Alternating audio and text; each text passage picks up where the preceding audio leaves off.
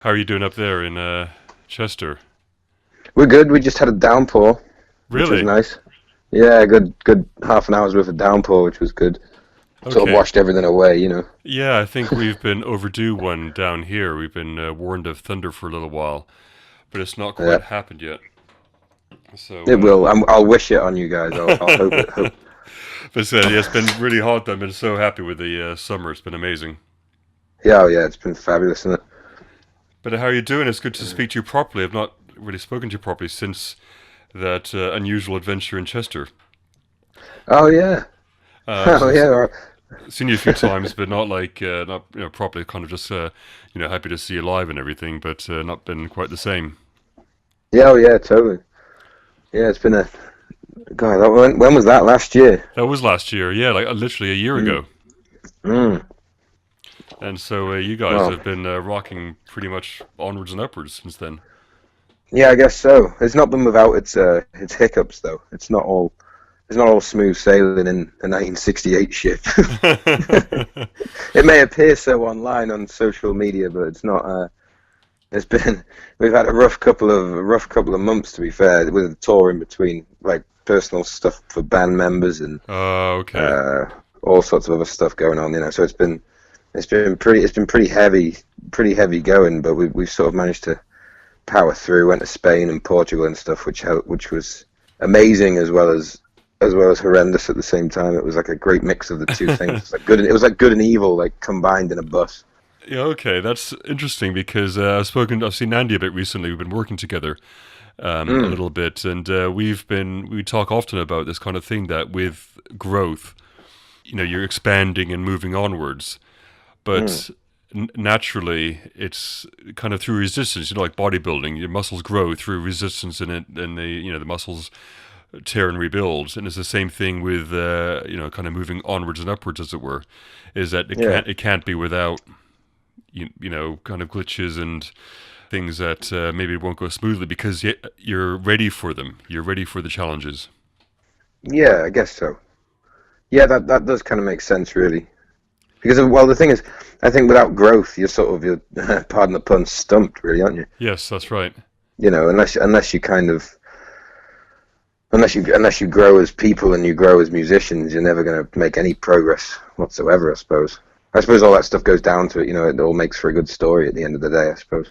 Yeah, that's right. And I guess well, already we've been touching on things which will be great for the conversation. But I'm glad for your Mm. time this evening, and good to finally catch up and talk about the new Yeah, for album sure. and how we've gotten here. So maybe to kind of Mm. go back a little bit. So just to share with the radio audience a little bit about the background of the band and the background of you and your about the origins. A little bit maybe of your history with music, kind of how you got to playing guitar, some of your influences, and then how the band originated. Oh yeah. Okay. Well, right, let me think.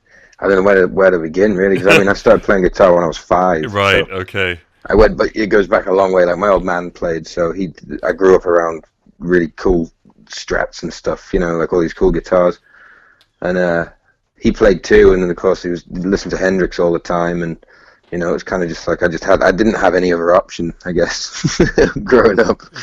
But like guitar to me, that I never had any lessons or anything. I just like listened to old records and listened to Hendrix and everything. So it all kind of like fell together. We went backwards. I guess I just went backwards with learning guitar. Like I Uh, just delved, like just go back into the past of who played what, and.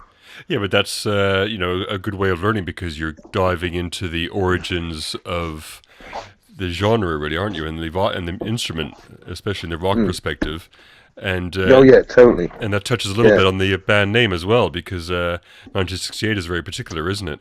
yeah, well, like, yeah, 1968 is, I suppose. Yeah, that was. I mean, that's kind of the year that like. I mean, I don't know. Like the name's kind of become it's sort of like it was a stopgap for a while as a name. We weren't 100% sure on it when we first got it, but we sort of persevered with it. Yeah. Um, but yeah, it is. I suppose all that late '60s stuff was just when everything started to change, when people, started to evolve as musicians. When musicians started to like evolve and experiment and make things, make records interesting. Because I suppose all up until like sort of late '60s, rock music sort of like came into its own. I suppose it became a different thing, didn't it? That's right. You Yeah, kind of so touch that on was all. where we kind of went.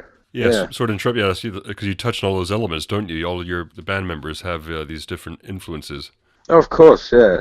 I mean, well, this is the thing. It's mainly like me and Jimmy have the sort of the older influences music-wise. Me and him were all into like Humble Pie and Free and Cream and Hendrix and all this sort of stuff, you know, because he grew up, he was playing in bands around Brighton and he was living in Spain at one point and all sorts of stuff back then. Right. So, like, his influences are they're pretty similar to mine, but we kind of like, I think we bonded over that probably more than anything else. And like old blues music and Dylan, you know, of course, and all that. And like I liked his kind of his taste his taste's interesting, but Yes.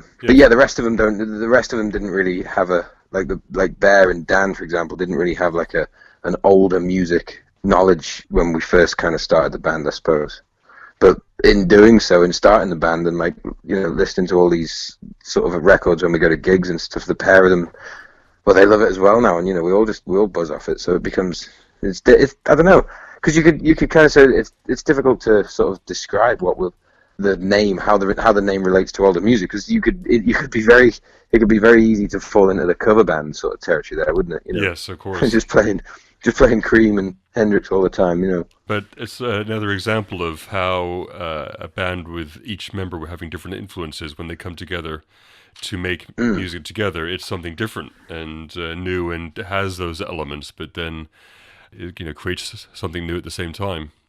Oh yeah, for sure. Well, you got Bear. And Bear was into sort of Red Hot Chili Peppers, Grand Funk Railroad. You know, real bass heavy sort of the way that he plays. But it's kind of all of his influences are in one sort of thing. This is what we first sort of figured out when we first started jamming with Bear. It was like, hang on, he can do all of this. He can do all of this cool stuff, you know, because his influences are so varied. And of course, you got Dan who'll listen to sort of like the filthiest sort of black metal that you'll, you know, the worst, you know, the horrible sort of stuff, you know, that no one, you know, like no one, like your average sort of dude can't bear, you know, when you put it on, it's so disgustingly like filthy and Like, heavy, you know. yeah, But full on. yeah, you know, I mean, I have friends in bands that play that sort of stuff, and it's just to watch it live is just absolutely just brutal. You know, you just assaulted. It feels like an assault. It's incredible stuff.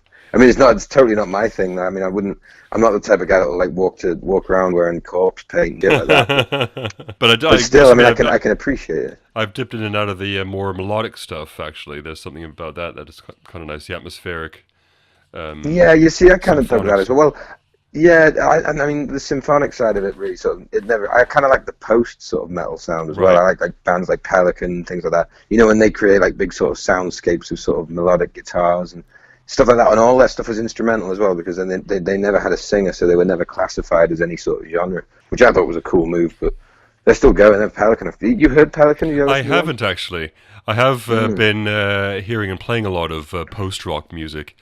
Oh, I mean, this is insane. Well, it's not post metal more yeah, so than okay, post rock, I sure, suppose. sure, It's amazing stuff. That Australasia record is the one. Like that's just absolute gold. That thing. yeah. But they're all good. You can't really lose with them because they're all you know them. You know they're so sort of defined by that sound now. It's all instrumental as well.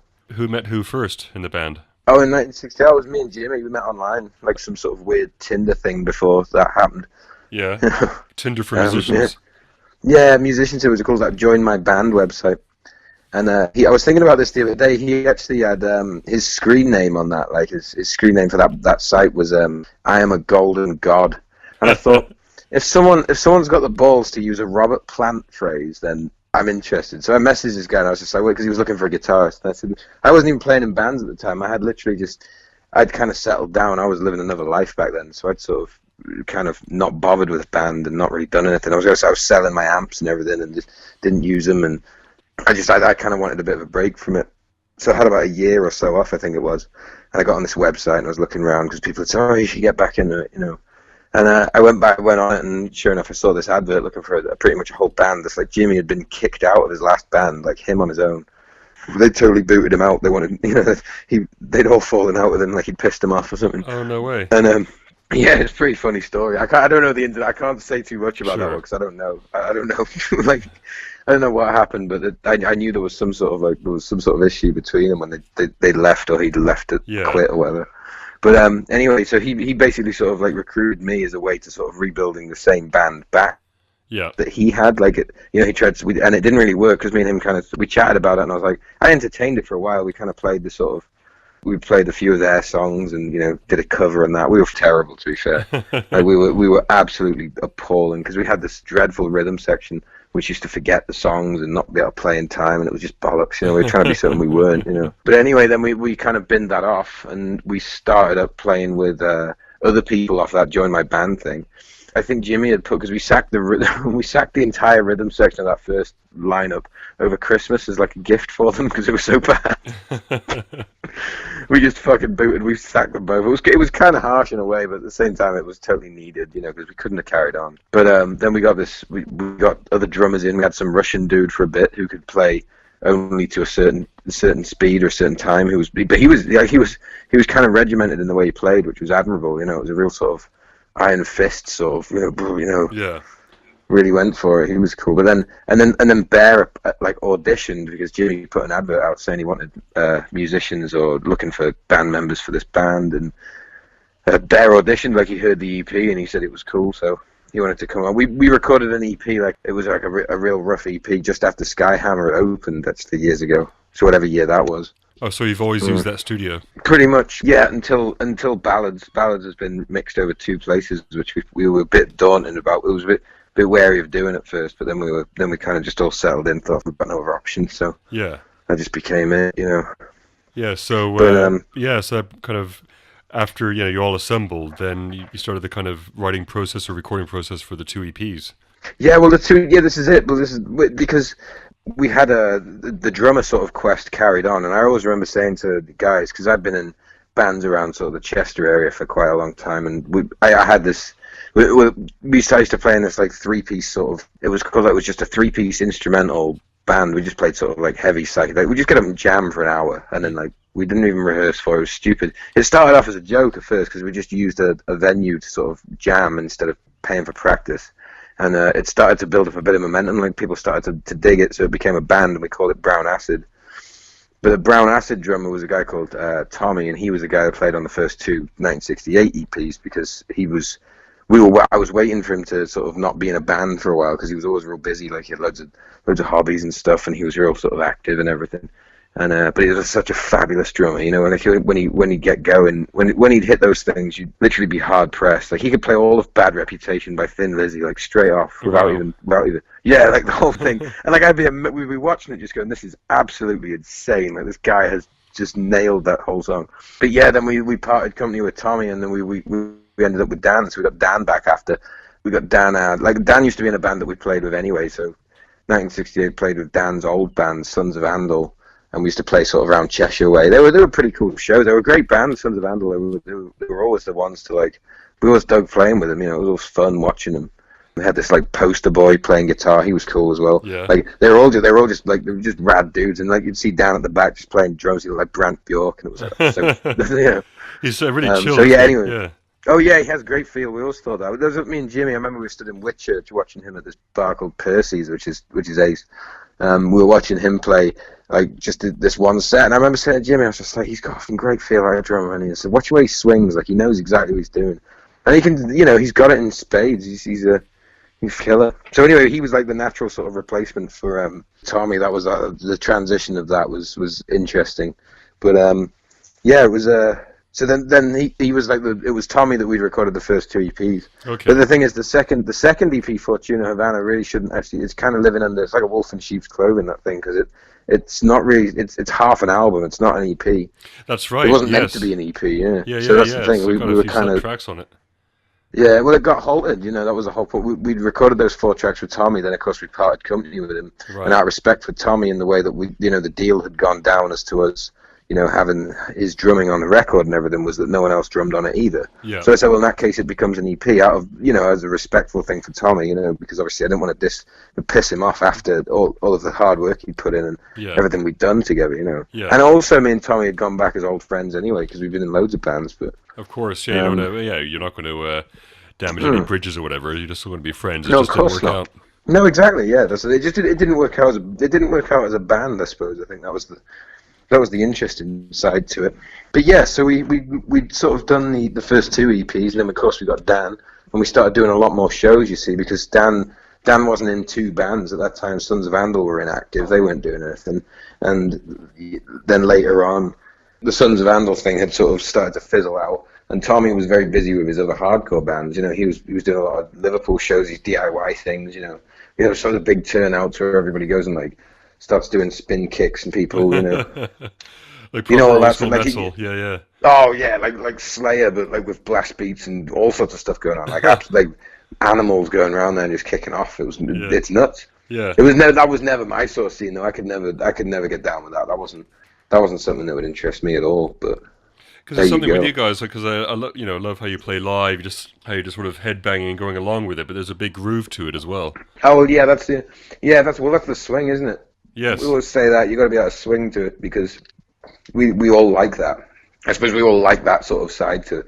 I grew up mainly on blues music, didn't I? So I sort of like Yeah. I love those sort of old swings and all that. And Jimmy, of course, with his big vocals and it's all that the whole everybody sort of naturally falls into that because Yeah, of course. every one of our influences do that. I think that's probably where we become united as a band instead of the sum of our parts, so to speak. Yeah, there's like a big harmonization there when you're playing live and going for it. And Mm, of course the volume totally. as well. Well, yeah, the volume is the interesting bit, isn't it? The volume is questionable. I find sometimes in the way that we're sort of perceived or judged, even though Yeah. we have loudest written on Yeah. T-shirts and things. I don't know. We just that again. I suppose that sort of again. You look at. I mean, this is the thing. People can say, "Oh, it's too loud. It's this, that, and the other." But the thing is, all we're actually trying to do, all we're trying to do as a band, is to have that same sort of resonance and sound the bands like Free had and Yeah. Cream had.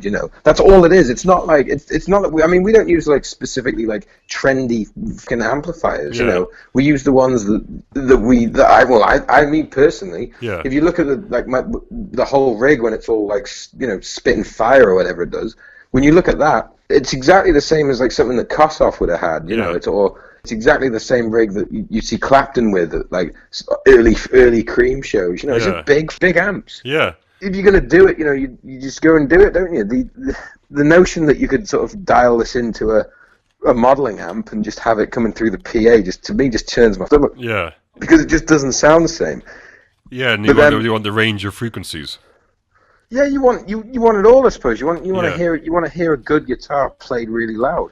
But at the same time, it's a fine line because these days if you're not playing, if you don't play something like a Matt amp or a Silverburst Les Paul, it's like are you doing it properly? Is this you should are you loud enough? Are you stoner enough? Oh, I know. There's And all these sort of criteria now, isn't there? You have like Matt Pike with his big wall of orange amps and stuff. well, yeah, of course. But I mean, the whole that Pike thing. I think really though. I mean, I don't think he. I mean, he must like the orange sort of sound, I suppose. I never really. He was using Marshalls for a long time, as well as Right. like Soldanos, and obviously Sleep had Matt amps, but he's not using Matt amps in. He's using orange in Sleep now, and it's like, well, it's pretty much the same as a Matt amp. They're the same, but I don't know. Anyone I've ever met that's got a Matt amp or like loves them and sort of swears by them is constantly fixing them. Right. That's interesting. Everybody I ever speak to, they're always can fix them. They're like, "Oh, how's your mat up?" Oh, it's going for services. Like, "Oh, is it all right?" It's like, "No, it's blown a few output valves. It's done this. It's always done something." It's like, "Oh, great." The two Marshalls. I probably shouldn't say this if it's going to be like broadcast, but they're the ones. They're the ones to buy Oh, just for because they don't. consistency. Yeah. I mean, one of those amplifiers I use is from 1993. How Right. many people like out there listening or do whatever they do when it comes to amplifiers have something that's from 1993 that still works, like an electrical item, Yeah. I mean, like I a get. TV? You wouldn't be watching a 1993 television, would you? Weird. That's a good point. Mm. So yeah, it's a good a good indication of its quality. Well, yeah, exactly. But things aren't built to last these days. It just seems that everything's built so it like breaks after a couple of years, especially. Well, they I have don't know. admitted that's intentional. Otherwise, it'd be like Perhaps, yeah, yeah, I could, but yeah, they're not making profit yeah. otherwise. Well, yeah, exactly. That's the thing.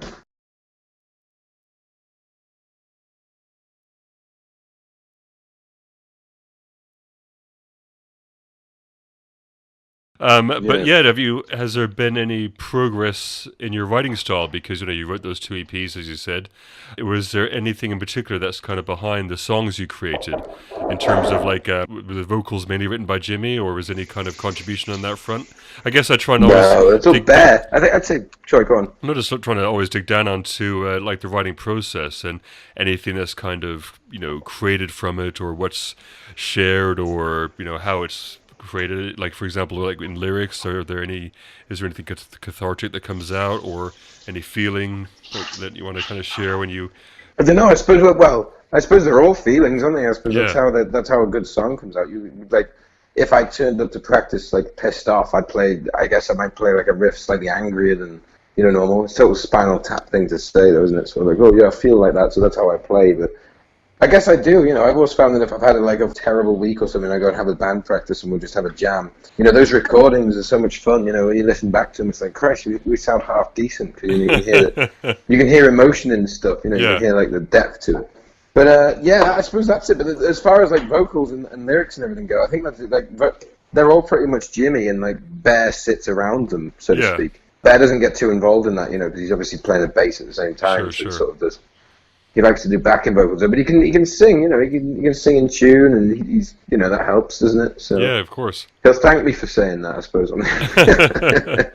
Yeah, I just love the vibe you guys have together. It's you kind of got a bit of harmony there, and yeah, it comes Yeah, across well when you we play. no, yeah, but there are bands of you could say we've got harmonies and stuff, but then there's Elephant Tree, Yeah, and that's harmony. That's the harmony benchmark as far as we're concerned. yeah, I for think sure. we tried to cover one of their songs once at practice. We covered one of their biggest songs. It was so much fun. It was so much fun to sort of play, but at the same time we were like, "There's no way you can do that harmony justice." Like that voice combo between those two is off the chain. To be fair, but yeah. Yeah, for But I sure. suppose yeah, and then the writing thing just comes out of that. You play a riff, and then some. We've had a bit of a rough time with the old writing progress recently. We're sort of, I suppose the next thing to do is to write more stuff, but we Yeah, have so much going on. It makes it so much. We're now having to sort of like get back into the whole swing of doing this properly. Because I suppose we've had a bit of time off after Spain, to be fair, sure, which was sure. nice. Yeah, so to kind of to get to that point, and writing for ballads of the godless. I mean, for example, where did that album title come from? The kind of one that caught me by surprise. It's Uh, I think it's influenced. It's influenced by by Rival Sons. okay. Yeah, Jimmy had been telling me to listen to loads of Rival Sons for years, to be Yeah, fair, and I hadn't like I'd shunned it, it was just some sort of like I was just completely negative towards any suggestions from Jimmy. I was like, you can't put anything new in my ears, I was like, I already heard Humble Pie, you can shut up. But he tried to get me to listen to it, and I wasn't that interested in anything that I'd heard. But then I had like a shuffle thing on my Spotify, and this track came on, and it was just some lengthy guitar solo, I suppose. It was like it kind of fitted really well. It was like this real long guitar solo with this cool vocal, and it was just badass. But it had like godless. It was talking about godless men, and I was thinking to myself, I was just like, that's cool, it's yeah, godless men. And then I thought about like our record. I started listening to our whatever we'd had recorded from practice room jams and whatever. I had gone back to Jimmy, and I just said, oh, when you were talking about like that Rival Sun song, I was like, what about if we called the album it was going to be something like Songs for the Godless, but I was like, we can't have songs because the Queens of Stone Age did that. And then okay. it became like this big medley where we were like, well, how do we sort of put this one together? And it sort of made sense to just go, well, if we call it a ballad. Because I think one of them, like Dan or someone had called it a ballad when we played Screaming Sun or something. And then it just stuck, and then it was just like, well, it makes sense to call it, and I'd suggested to, and everyone was like, well, that's all right, yeah. Which was a lot easier than when first naming the band came about. Yeah, sure. Was there a different process in writing, or sorry, and actually recording it, because it has a pretty, actually all of your materials all that heavy vibe to it. But is there anything kind of different, kind of technique that you used? For ballads, Yeah, yeah, well, ballads. What I like about ballads is the fact that it was recorded in 3 different places. That's what I really liked about it. yeah, I think that's the overall, because it was originally we started recording it at Skyhammer with Dan back in like January 2017 probably, yeah, and we recorded the first 3 tracks were recorded there. So we got like Screaming Sun, Temple of the Acid Wolf, and Devil Swine were all recorded at the Skyhammer. yeah. But then, because there was no availability at Skyhammer at one time when we were like, well, we need to record now. We're ready to record, and we'd been rehearsing at this place up the road from us, from where I live actually, and like the mutual sort of point where we rehearse our rooms, Yeah. which is owned by the guy from the Verve. So Okay. he's like a co-owner of it. And we didn't really know Simon at the time because obviously when we first started recording, the only thing Simon had ever heard from us was we did some covers because we did some covers gigs to make some money, Yeah. and he'd heard us then, and that was it. He'd never heard us after that. So when he came back and he was listening to me, listening to me, Jimmy, Dan, and Bear in that room, he came in at the end and he first of all he just said, he goes, it sounds like Band of Gypsies, and I was like, well, that's cool, that's the best compliment I've ever had. I was like, and it's from this guy here, and it was like, it's him from the Verve. I didn't realize at first, like, he just used to come in and like around with cables and coil them up and take stands out and bring cabs in for us. Oh, We wow. didn't So really like realize a really it was him. active owner of the studios. Oh God, yeah. No, he makes the whole place run. Like he's amazing. Like he's such a like he's always so he's there. You know what I mean? Yeah. He makes sure the rooms work. He understands what a good practice room should have, and they've got a studio built in there as well, and it's all go. And it's like an old box factory outside on the outskirts of Chester, where it's like real quiet, so you can just do what you want. There's no police up there. No one gives a, it's Yeah. real sort of rural. So it's a real good like vibe. We've had some great times up there.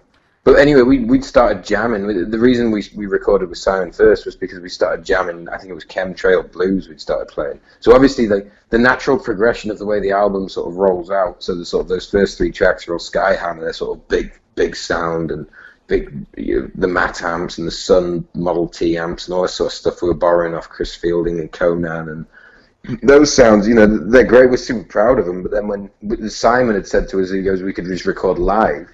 He said you could just record as you are playing. He goes, we'll just record everyone at once. Yeah. And then that became Chemtrail Blues because we'd already jammed it. It was like me using a Strat instead of a Les Paul or a Gibson Flying V or something. Yeah, because you tend to use Gibsons, I noticed. Yeah, yeah. Well, in a single guitar player band, you look at bands like Free. Yeah. You can't lose.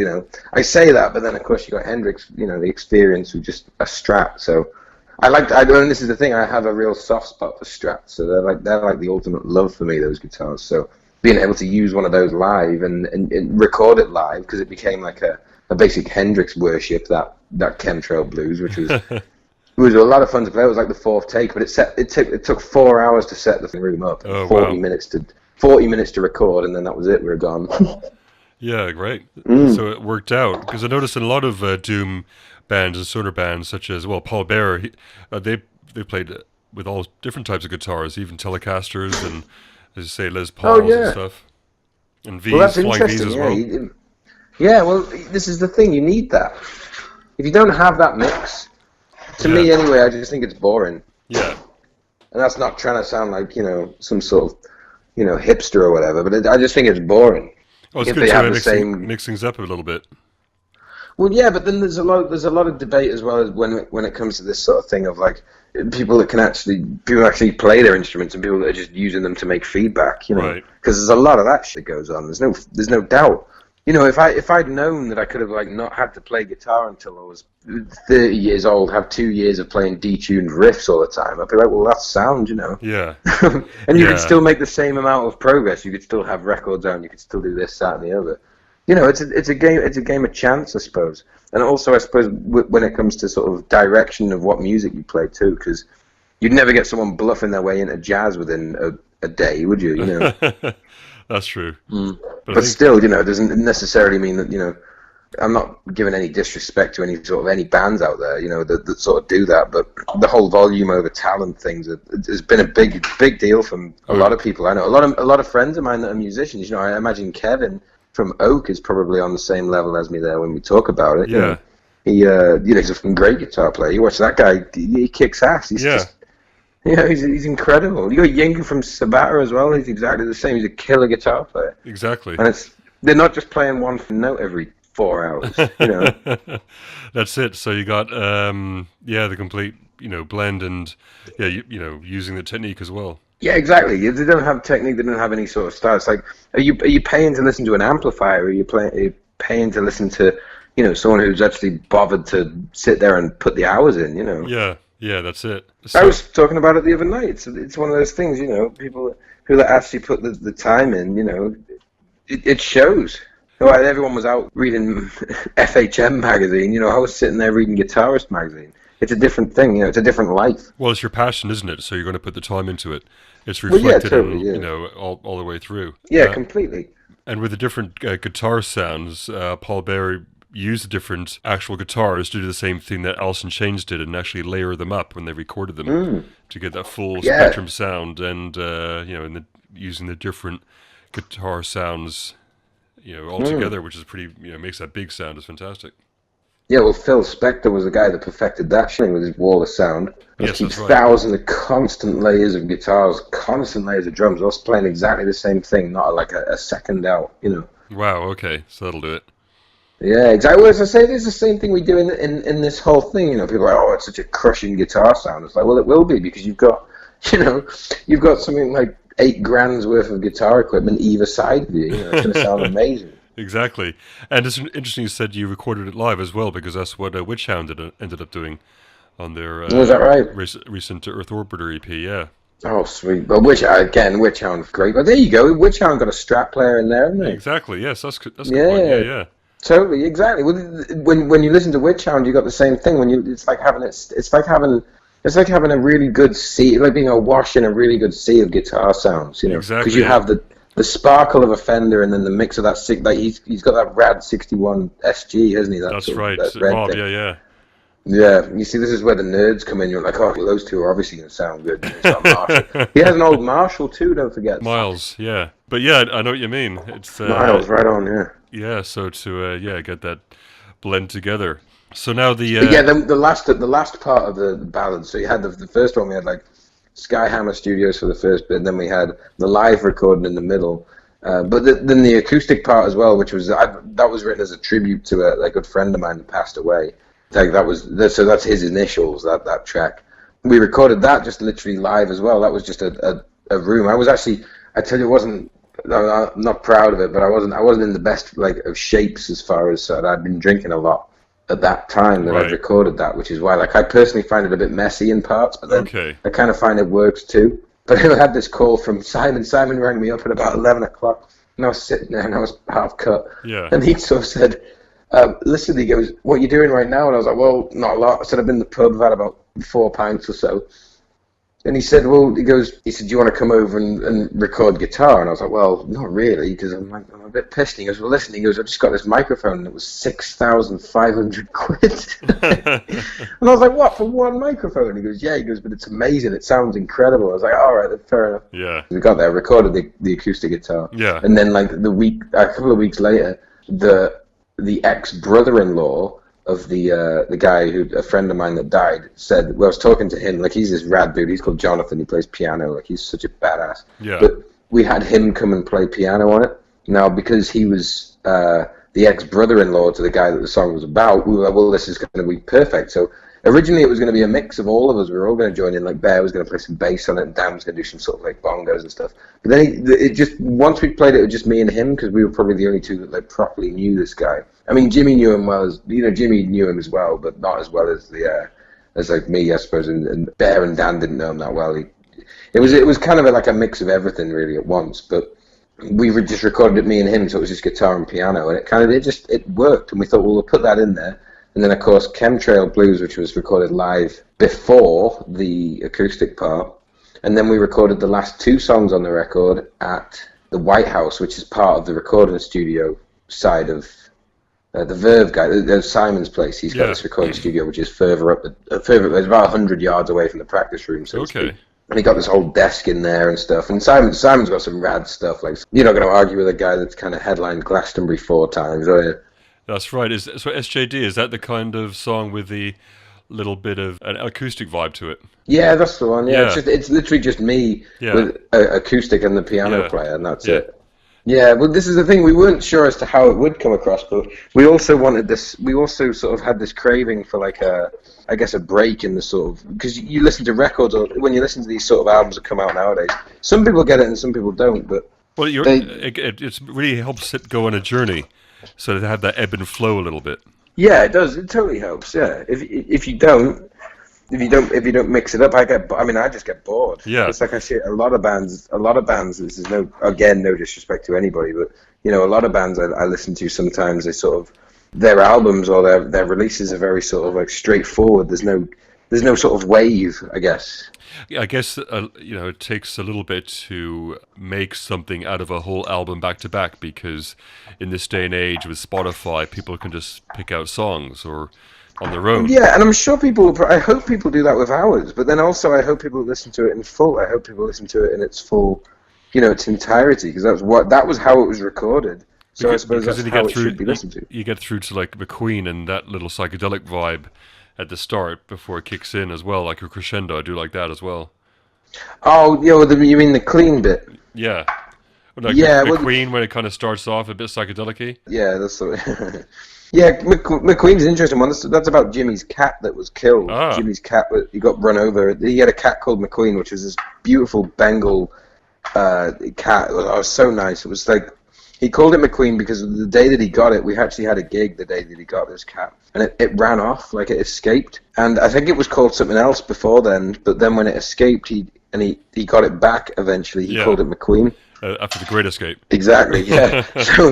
So that was where that track came from. But then you see Duchess off Fortuna Havana. That's Bear's cat. Right. So we're just basically naming all of our songs after dead cats. Okay, yeah, that was the first song that really I kind of knew of you after seeing you live, Duchess. Oh, you must be a cat man then. You must like cats. I think so. Yeah. At the moment, I have two where I live, so it's fantastic. Well, there you go. You see, that's it.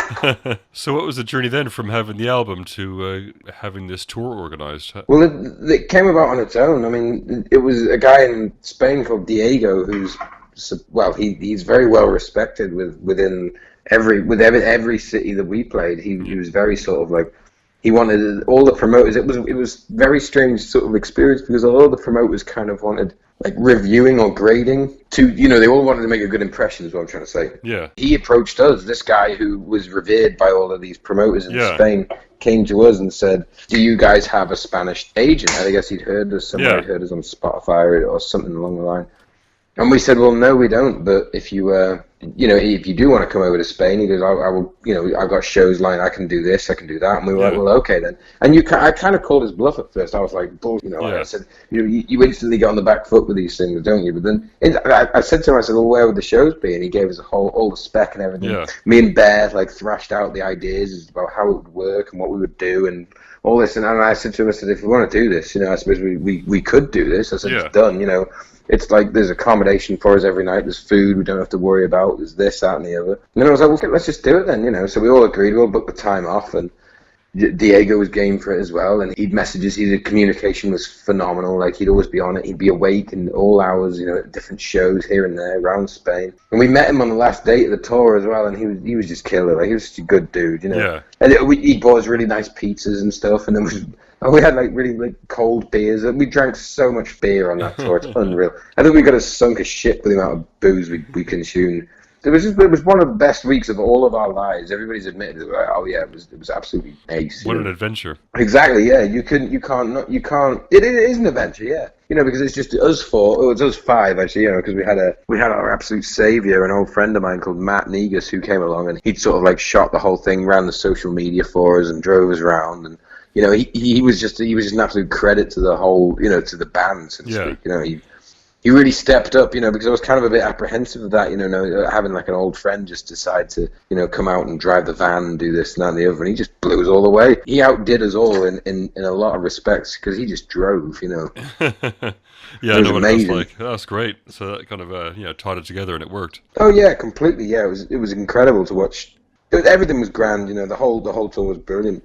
But yeah, that was just Diego. He just got in touch with us because I think he'd heard us somewhere and he wanted us to go over to Spain. He wanted us to see us, and all the promoters were buzzing as well. They were real excited. One place was a bit weird, to be fair, because it was one place that you had they had a TV crew there filming, and it wasn't like intrusive. It wasn't like, oh, this is really heavy. You shouldn't be.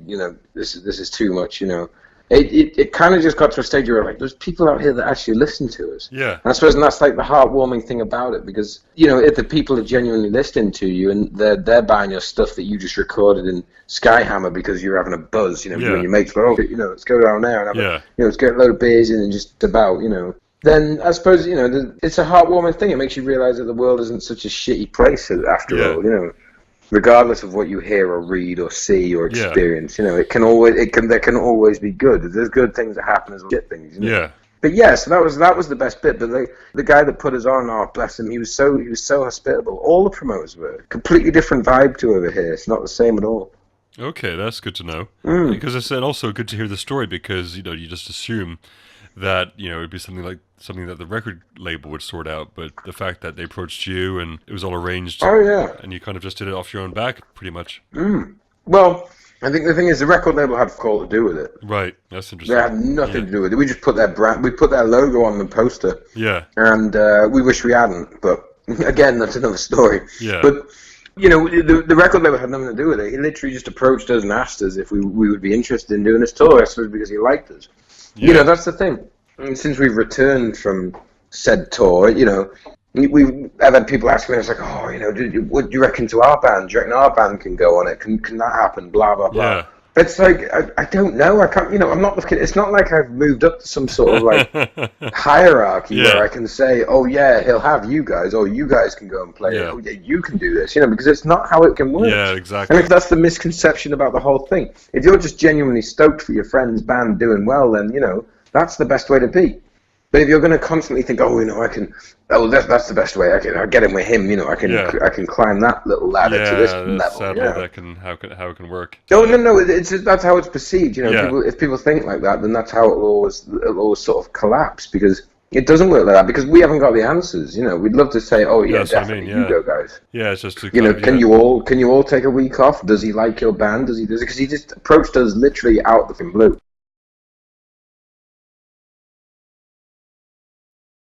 Yeah, and so Adventure was sad. And so did you do all the merchandise? Did you bring a lot down? Yeah, well, we had quite a funny thing on.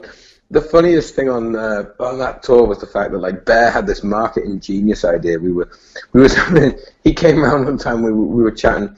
He came up with this idea that like as a marketing ploy, what we should do is we should have the loudest T-shirts translated into Spanish. So it basically say loudest in Spanish on the back. Now, what we hadn't banked on was the fact that in different areas of Spain, they have not necessarily double meanings, but the way that something is said. Like, for example, like casually, we would say swear words, like for example. Yeah. And then over there, casually, the more popular one would be. You know what I mean? So they sort of it kind of has the same meaning, but it's dead difficult to sort of say. It's like saying. Yeah, I know what you mean. We'll go for a Sunday lunch. You say that in Spain, they look at you like, what the Sunday lunch? Yeah. They wouldn't know. It wouldn't make sense over there, So anyway, Bear said we should do this. And at the moment, I currently share a house with a Spanish translator. So I said to her, I was like, how about, you translate this for me? And she said, okay, yeah, I'll do it for you. And so she translated it into what was perceived as loudest in Spanish. Yeah. Which, to about 50% of the people that bought them over there, was bucks, and to 50% really got it. So it was a completely divided T-shirt. Some of them bought it, and they were like, I see what you've done there. That makes sense, Yeah. But other people were like, no, it doesn't make sense at all. It's nonsense.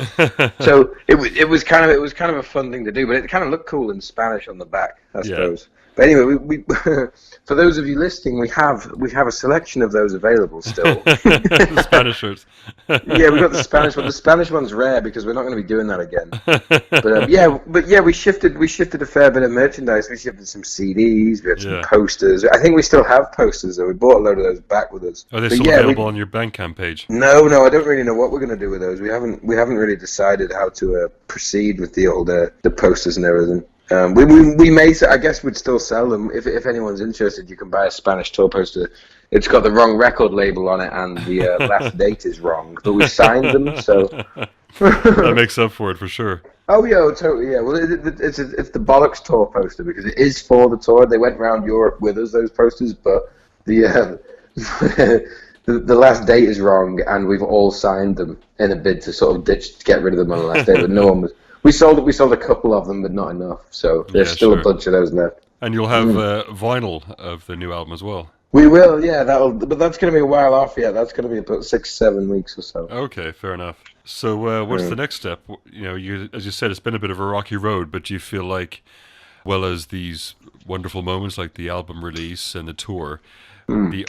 the maybe tricky moments, have they made you stronger? Do you feel like there is forward momentum? Oh, there's definitely momentum. Yeah, of course.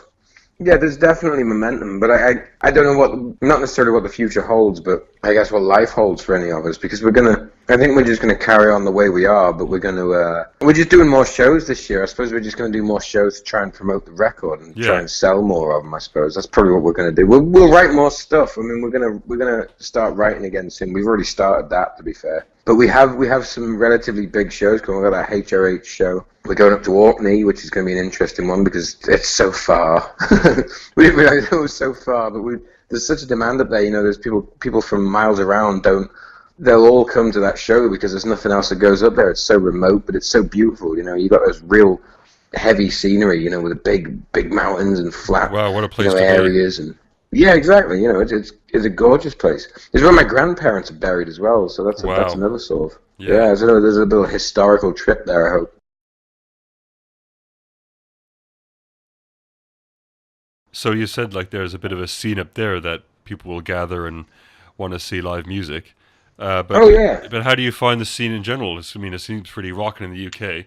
What with all these bands Oh, we've UK's mentioned. good. Yeah, You have to find it. That's the thing with the so-called scene, because if you, the scene's it's a difficult thing to sort of gauge, because where your scene is, like the London scene is completely different to the Manchester scene. The Manchester scene is completely different to the Liverpool scene. Liverpool scene is completely different to the Hull scene. The Scotland scene is different to all of them. right. Yeah, So it's not a case of that. It's just how you are. Your way of sort of blending into the scene is how people within the scene perceive you. I think that's the way to look at it. yeah. That's a good point. You know how welcoming they are. I mean, London. To be fair, I mean, I couldn't live in London, although I was born close to London. I was born in Maidenhead, Okay. and we all find London this kind of. When you look at it from up north, it looks completely different from when you're looking down south up north, so to speak. Yeah, It's a mad sort of. It's a mad way. I mean, the amount of history and the sort of the everything that is in London is such an amazing thing, and I'm proud to be English sometimes, you know, when I go to London. I think, you know, it's a great city, but I just couldn't live there. I love visiting, I love playing shows there, and I love, you know, the odd weekend there and stuff. You know, I do love that, but I just couldn't. I mean, a lot of it. I mean, the whole band sort of shares the whole view. I sort of speak for all of us in that respect, but well, it's a you good know, play. It's a good way to see it actually. That you can mm. experience what's there, what's possible with the music. Yeah, well, totally. It's the same. It's the same with Scotland, though. You know, I mean, my old man spent a lot of time. I spent a lot of time in Scotland growing up because my old man worked up there, and of course, my uncle lives in. He used to live in near Glasgow, just across the water from Glasgow, and all. You know, there's all of this that goes on. You know, when it comes to areas around the country that have scenes and have this, that, and the other. But the common denominator is always the music, I Yeah, suppose. You know, I suppose that's always it. You know, if you're into this sort of music or you're into that sort of music, it's interesting, and I think the scene will always form around that. and it's good You that know? you get in touch and is very supportive as well. Like with Sabatta, that you invited up to Chester, and you guys with like Witch Hound and Oak, and all Oh Trevor said, yeah, and all these bands. Times you've come down to London as well, and all totally. these vibes and these gigs that you've played together. Because you need that. If you don't have it, then it becomes. How else do you proceed? You know, the amount. You know, me and Andy from Oaks shared a bed once. Yeah. You know, what more do you need to know?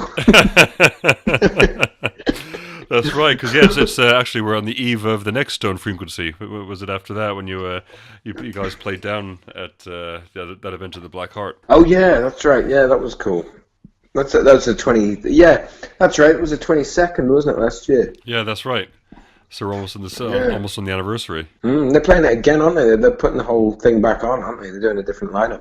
That's right. It's the 28th this year, so Stone Frequency 2. They were always great shows. Those are brilliant. Yeah, a wonderful lineup, and we're kind of doing a semi plug for it now. But yeah, Mm. it'll be a good night. Yeah, right on. Yeah, that'll be amazing. Everybody in London should go to that. It'd be great. Yeah, for sure. What's your next gig? Well, ironically, we're playing.